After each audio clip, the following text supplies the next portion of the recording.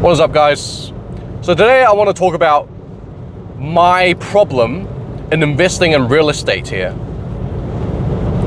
Now, last year we were looking to break into the real estate market. Now, I wish it was all easy. I wish we could just buy a house and just live in it and just have everything work out. But that is a trap. Having a mortgage when you have one main income source and haven't built up your asset portfolio big enough yet is a trap, because now your whole existence in society relies on that single income, which is usually a job. You lose the job, you don't have income, can't pay the mortgage, can't exist. So the game is rigged against that way. So we thought, okay, well, our first property, it's gonna have to be investment property, because otherwise we're just gonna trap ourselves. 90% of millionaires, more than 90%, got there through real estate. So we thought it would make sense if we were to get into real estate investing ourselves, if we were to become millionaires as well. So we started looking at properties. Last year, the interest rate was really, really high. It was about 7%. But that didn't stop us from learning about the market, and we just continued looking at listings. Property by property, crunching the numbers, one listing after another. And tell me why, without fail, every single property we looked at, the rental returns cannot cover the mortgage repayment.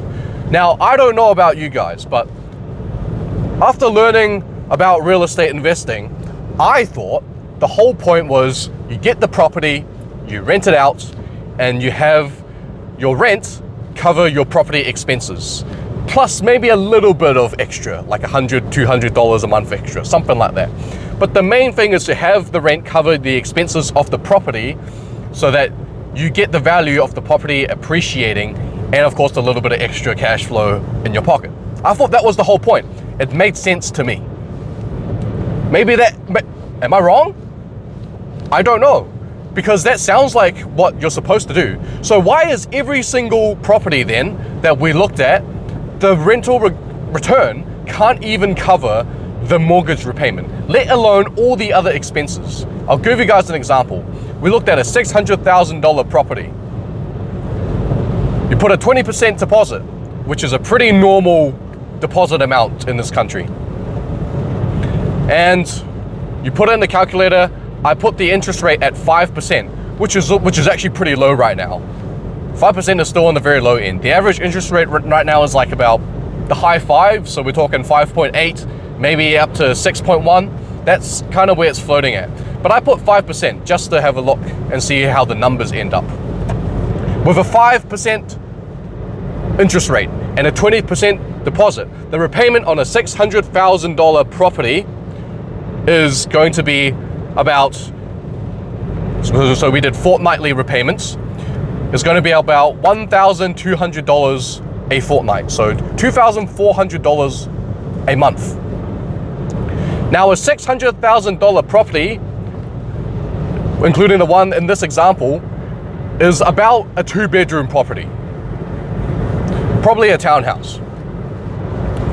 And the market, or the rental rate on the market right now for a 2-bedroom property is about $500 a week. So that's $2,000 a month, which is less than the mortgage repayment.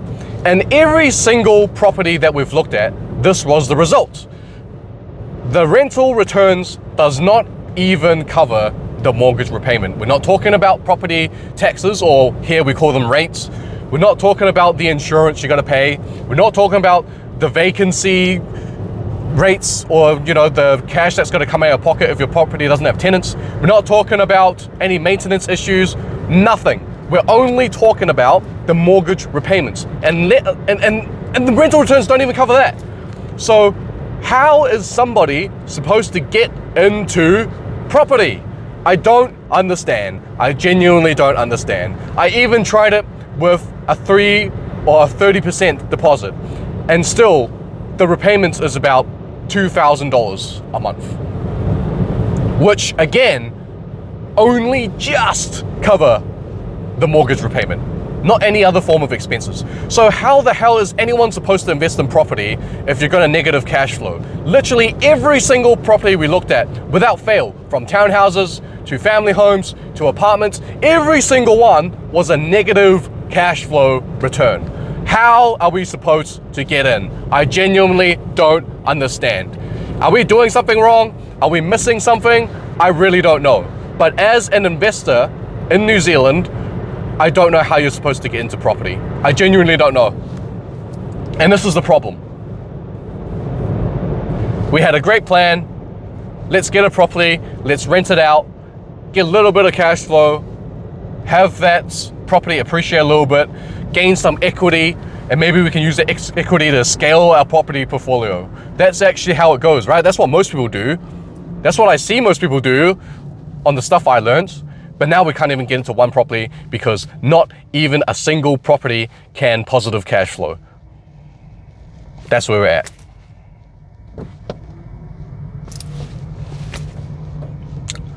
So I really don't know how you're supposed to get in. Are we screwed? Are we screwed? That's my question. I don't know what it's like in other places of the world. I'm mainly talking about New Zealand here. But from what I've read, the property market is messed up from Canada to China to Germany. It's all messed up. And I'm just telling you the situation that I'm in as somebody in New Zealand. That even if you can afford a down payment, even if you have the cash, even if you're relatively responsible with your finances, you still cannot get into property investment. So if we can't get into property investment, imagine how screwed the average Joe is. Your normal Bill Bloggs that just drinks beer every weekend, goes to the pub, watches a rugby game, maybe buys a couple of random things, extra food that he doesn't need, eats out when he doesn't need to. People that aren't as frugal or aren't as responsible in their finances, imagine how they're doing if we can't even get in. So yeah, that's where we're at. It's great, isn't it?